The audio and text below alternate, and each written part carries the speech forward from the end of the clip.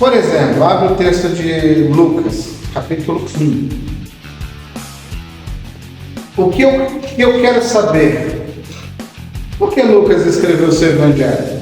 Eu queria essa pergunta. Por exemplo, eu vou me debruçar diante desse texto de Lucas. A pergunta que por que Lucas escreveu o seu evangelho? Por que mais um evangelho? Qual é a finalidade do evangelho de Lucas? Eu já sei qual é a finalidade do evangelho de João. Você já sabe qual é a finalidade. Jesus é Deus, meu camarada. Ele fez tantos sinais, eu vi, agora eu vou colocar isso distribuir isso para vocês. Parece que colocou tudo lá. Se você fizer essa mesma pergunta para Lucas, por que você escreveu o Evangelho? Vamos supor que você vai ler o Evangelho de Lucas. Então eu começo sempre pelo começo. Você não abre o Evangelho de Lucas no meio, porque ele tem um começo, um meio e um fim. Qual é o começo do Evangelho de Lucas? Verso 1 ao 4 do capítulo 1. Aqui está o propósito de Lucas e porque ele escreve o seu Evangelho. Vamos lá?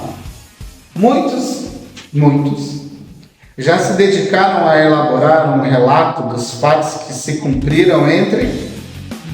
Primeira coisa que ele está dizendo aqui, já houve alguém antes que já relatou, já elaborou um documento, um relato. Então ele está falando de algo que já existe lá aonde ele está naquele momento. Muitos já se dedicaram a elaborar um relato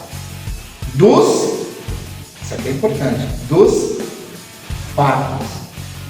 Isso aqui não é uma história qualquer. Há fatos entre aquilo que vamos discutir. Verso 2. Conforme nos foi Então agora ele se coloca no meio. Peraí, há fatos que foram elaborados, mas há também transmissão oral. Alguém está nos dizendo algo que aconteceu desde o início, pois estas pessoas são testemunhas oculares e servos da palavra. Veja o verso 3. Eu mesmo investiguei tudo cuidadosamente desde o começo e decidi escrever-te um relato ordenado, ó excelentíssimo Teófilo. Qual é o motivo pelo qual Lucas escreve o Evangelho dele? Olha o verso 4.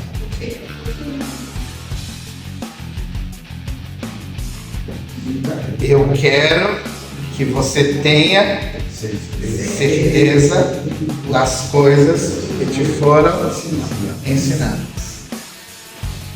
Então ele está dizendo, Teófilo, é o seguinte, arrepia. Segue o bonde aí.